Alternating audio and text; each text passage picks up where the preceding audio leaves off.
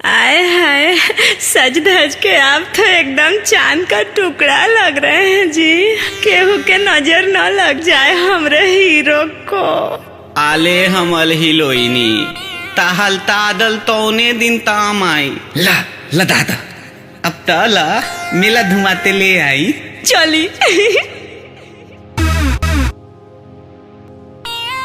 ला जौना बात का डर रहे उहे बात हो गईल। इ तो कन्ने तो भुला गईले, कहाँ गईले जी?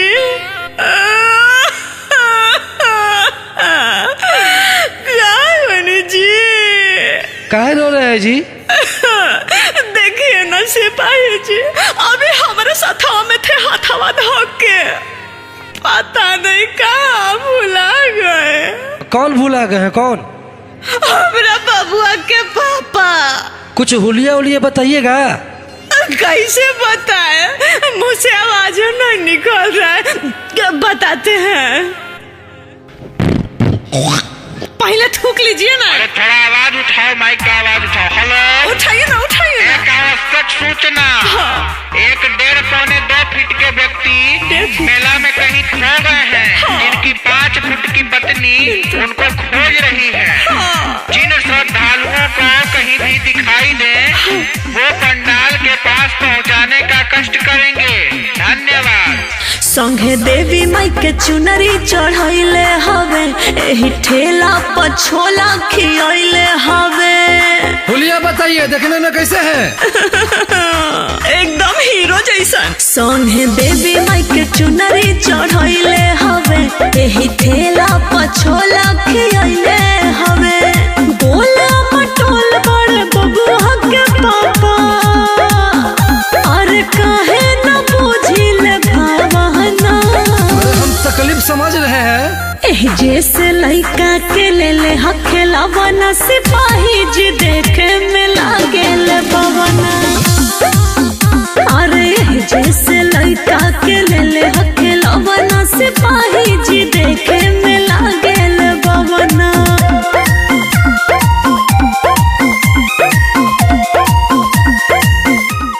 कितना फीट के? आप मजाक मत उड़ाइए, 1.5 फीट के हैं। अच्छा, हाफ पैंट पहने हैं कि फुल पैंट? सुनिए बताते हैं। पियर कुर्ता पर चश्मा बकरिया, टिप टप में बड़े हमरो सांवरिया।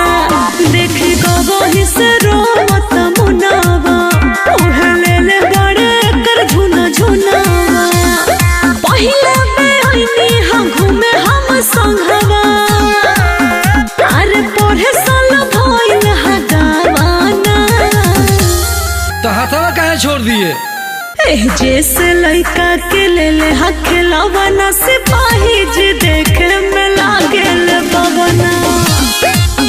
अरे जैसे लड़का के ले हखेला बना, सिपाही जी देखे में लागेल बवना। बुझाइए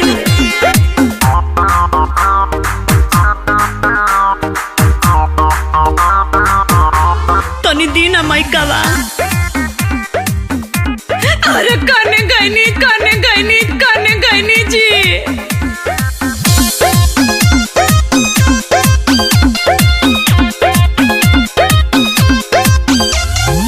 मेला में भीड़ खचा खोच बाटे भरल, उनका पकनियो नजर नहीं पड़ल। अरे नाम बाटे अजय बच्चन जी, खोज भइल पागल मन जी। करे अमृता के मदद सिपाही जी, अरे उहे हमें मन के लगावना। अरे चिंता मत कीजिए, मिल जाएंगे। जैसे लड़का के ले हखेला बना, सिपाही जी देखे में लागेल बवना। अरे जैसे लड़का के ले हखेला बना, सिपाही जी देखे में लागेल बवना। आ दैनी पूरा राजधानी हिली बाबू, अभी देखत जा।